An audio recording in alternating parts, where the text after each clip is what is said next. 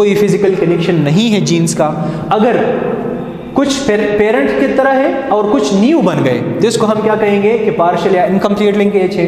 अगर सारे के सारे पेरेंट्स की तरह है, न्यू कोई नहीं बना, रिकम्बिनेंट टाइप कोई नहीं बना, तो हम क्या कहेंगे कि ये टाइट लिंकेज है या कंप्लीट लिंकेज है। Okay, the sixth topic is experiment. ठीक, जो एक्सपेरिमेंट किया था टी.एच. मॉर्गन ने एक्सपेरिमेंट किया था।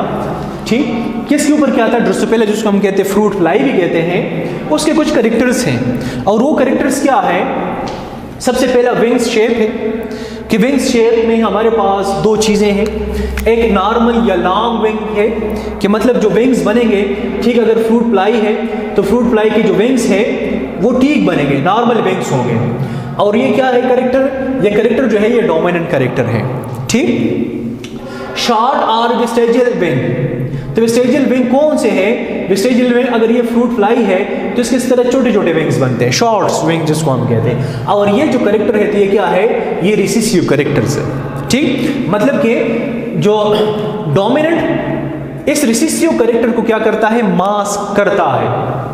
ठीक, अगर हमारे पास फॉर एग्जांपल इस तरह आ गया नॉर्मल विंग, इसको मैं अगर W से रिप्रेजेंट करूं, नॉर्मल को, डोमिनेंट को, और रिसेसिव को मैं स्मॉल w से रिप्रेजेंट करूं, तो ये वाला जो कॉम्बिनेशन है ये क्या होगा? ये नॉर्मल होगा कि शॉर्ट होगा? ये नॉर्मल होगा। क्यों नॉर्मल होगा? क्योंकि इसमें W कैपिटल आया है, और कैपिटल W नॉर्मल विंग्स के लिए है, और वो क्या है? वो डोमिनेंट है। जब वो डोमिनेंट है तो क्या है? ये नॉर्मल विंग को रिप्रेजेंट करेगा।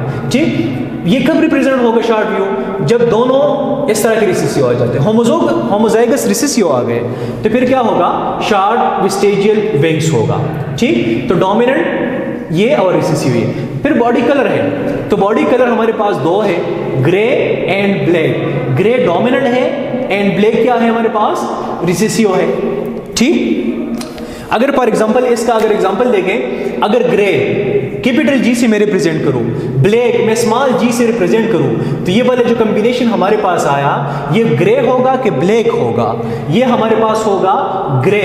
क्यों ग्रे होगा? क्योंकि ग्रे G हमारे पास डोमिनेंट है एंड कैपिटल G रिप्रेजेंट करता है ग्रे को, तो ये कॉम्बिनेशन हमारे पास क्या होगा? टोटल ये ग्रे होगा। अगरचे इसमें स्मॉल g है जो रिप्रेजेंट करता है ब्लैक को, लेकिन वो क्या है? रिसेसिव है। अब आते हैं क्रॉस की तरफ कि क्रॉस किस तरह हुआ। ठीक, तो क्रॉस में एक normal wings and grey body, मतलब कि ये क्या है? ये डोमिनेंट है। ठीक, ये डोमिनेंट है, और ये क्या है? वेस्टेजियल विंग्स एंड ब्लैक बॉडी, ये क्या है? रिसेसिव। इसको जब F1 जनरेशन में क्रॉस किया तो F1 जनरेशन में हमारे पास सारे के सारे क्या बने? Normal wings and grey body, मतलब कि सारे के सारे क्या बने? नॉर्मल विंग इस पेरेंट की तरह बने, normal wing and grey body बन गया। फिर टेस्ट क्रॉस किया गया, और टेस्ट क्रॉस पहले से मैंने आपको बताया कि टेस्ट क्रॉस क्या होता है कि F1 जनरेशन जो बना, ये वाला जनरेशन, इसको क्रॉस किया किस चीज के साथ? रिसेसिव पेरेंट के साथ क्रॉस किया। रिसेसिव पेरेंट कौन सा है? वेस्टेजियल विंग्स एंड ब्लैक बॉडी, क्योंकि ये रिसेसिव है। जब इन दोनों को क्रॉस किया गया तो F2 जनरेशन में टी.एच. मॉर्गन के पास ये वाला वैल्यू आ गया। ठीक, उसमें क्या था? उसमें था normal and grey, normal and grey parent की तरह 965 आ गए, इतने ड्रोसोफिला। दूसरा वेस्टेजियल एंड ब्लैक, वेस्टेजियल एंड ब्लैक ये भी किसकी तरह है? पेरेंट की तरह। तो ये दोनों हमारे पास आ गए पेरेंटल जनरेशन की तरह आ गया। ठीक, और अमाउंट में भी ज्यादा है। दूसरा वेस्टेजियल एंड ग्रे, तो वेस्टेजियल एंड ग्रे जो है ये क्या है? वेस्टेजियल यहां से है एंड ग्रे यहां से है, तो ये रिकम्बिनेंट हुआ, मतलब न्यू टाइप बना। नॉर्मल यहां से है, ब्लैक यहां से है, तो ये हमारे पास क्या बना? रिकम्बिनेंट टाइप बना। ठीक, तो इसमें कंक्लूजन देखें जरा कि कंक्लूजन में ये है कि हमारे पास मोर बना। मोर क्या बना? पेरेंटल, ज्यादा पेरेंटल टाइप बना एंड लेस रिकम्बिनेंट बना। पेरेंटल टाइप ये ऊपर वाले हैं 965 प्लस 944, ठीक, ज्यादा है as compare to recombinant type 206 plus 185 कम है। तो हमारे पास कंक्लूजन में क्या है कि more parental and less recombinant. ये शो करता है, क्या शो करता है? इनकम्प्लीट या पार्शियल लिंकेज शो करता है। और ये यहां पर मैंने आपको डिस्कस किया कि इनकम्प्लीट या पार्शियल लिंकेज कौन सा है, कि जब मोर पेरेंटल होगा एंड फ्यू या लेस रिकम्बिनेंट टाइप होंगे। तो कंक्लूजन में हमारे पास रिजल्ट में क्या आया था कि more parental and less recombinant. तो हमारे पास लिंकेज कौन सा हुआ, डिटेक्ट हुआ कि वो पार्शियल लिंकेज है या इनकम्प्लीट लिंकेज है। जिसका मतलब क्या है कि जीन्स पर विंग्स, ठीक, जीन्स पर wings shape and body colour ये किधर है, ऑन सेम क्रोमोसोम के ऊपर प्रेजेंट है। क्यों? क्योंकि उसने लिंकेज को शो किया कि इन जीन्स के दरमियान क्या है, एक लिंक्ड है, एक कनेक्शन है, लेकिन वो कनेक्शन क्या है, इनकम्प्लीट या पार्शियल कनेक्शन है। ठीक, मतलब कि एक दूसरे से दूर होंगे, ठीक, लेकिन फिर भी दोनों का कनेक्शन है। रिकम्बिनेंट जो बन गए शो ब्रेक द लिंकेज, कि रिकम्बिनेंट बने मतलब कि रिकम्बिनेंट न्यू बने। जब न्यू रिकम्बिनेंट बने तो मतलब इसका ये हुआ कि जो लिंकेज था वो लिंकेज का ब्रेक डाउन हुआ। ठीक, तो वो ब्रेक डाउन के पीछे एक प्रोसेस इन्वॉल्व है जिसको हम क्या कहते हैं, क्रॉसिंग ओवर कहते हैं। और ये क्रॉसिंग ओवर हम डिस्कस करेंगे, जो हमारे नेक्स्ट लेक्चर होगा उसमें हम क्रॉसिंग ओवर को डिस्कस करेंगे। ठीक, तो ये पूरा एक्सपेरिमेंट था कि इस एक्सपेरिमेंट ने क्या शो कर दिया, इस एक्सपेरिमेंट ने शो कर दिया लिंकेज को शो कर दिया, जीन लिंकेज को शो कर दिया कि जब क्रॉस किया गया डोमिनेंट का रिसेसिव के साथ क्रॉस कर दिया गया, F1 जनरेशन में हमारे पास सारे के सारे क्या आ गए, normal wings and grey body आ गए। लेकिन सारे के सारे क्या हो गए यहाँ पर F1 जनरेशन में, हेट्रोजाइगस होंगे, हेट्रोजाइगस होंगे। टेस्ट क्रॉस किया गया, टेस्ट क्रॉस में जो ये F1 में जितने भी बने उसको क्रॉस किया, इस वाले के साथ क्रॉस किया। ठीक, तो जो रिजल्ट आया वो ये था कि पेरेंटल टाइप भी बने, रिकम्बिनेंट टाइप भी बने, मतलब कि पेरेंट्स से कुछ और तरह की बन गए।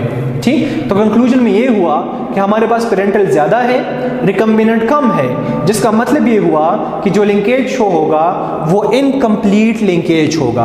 अगर सारे के सारे पेरेंटल टाइप होते तो फिर टाइट लिंकेज होता, फिर स्ट्रॉन्ग लिंकेज होता। मतलब कि जो जीन्स प्रेजेंट है इन कैरेक्टर्स के लिए, तो मतलब अगर कुछ जीन ए यहाँ पर है, जीन बी यहाँ पर है, तो कोई जीन यहाँ पर दूर भी है CD, जिसकी वजह से लिंकेज है ABCD का, लेकिन पार्शियल लिंकेज है, इनकम्प्लीट लिंकेज है, जीन्स एक दूसरे से क्या है, दूर है। जब क्रॉसिंग ओवर होगा तो ये कुछ जीन्स क्या हो सकता है, उसके चांसेस है कि वो क्या हो, रिप्लेस हो जाए। यहाँ पर दूसरे क्रोमोसोम की जीन्स आकर अटैच हो सकते हैं इस तरह क्रॉसिंग ओवर में।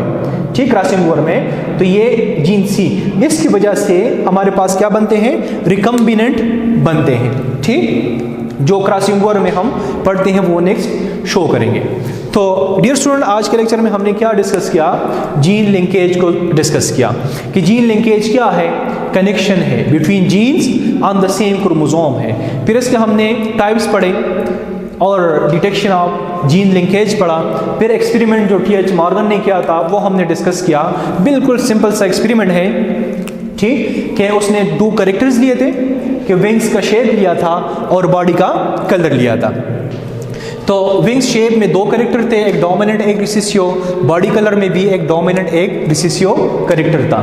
तो उसने डोमिनेंट कैरेक्टर ले लिए, उसको क्रॉस कर दिया रिसेसिव के साथ, तो हमारे पास रिजल्ट आया। और उस रिजल्ट से ये शो हुआ कि उसके दरमियान क्या है, एक लिंकेज है।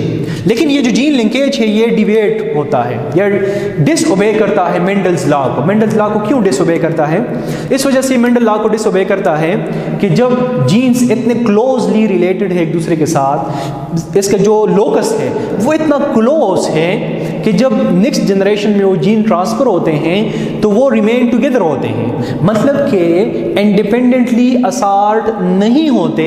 Just like Mendel second law inheritance, कि उसने बोला था कि जो जीन्स है, क्रोमोसोम है, वो इंडिपेंडेंटली असॉर्टेड होते हैं, लेकिन यहाँ पर जो लिंक जीन है अगर वो इतने क्लोजली रिलेटेड होंगे, लेट्स सपोज एक क्रोमोसोम है, एक जीन यहाँ पर है और एक जीन यहाँ पर है, तो ये इसका जो सेपरेशन है एक दूसरे से वो इसके ज़्यादा चांसेस नहीं होते।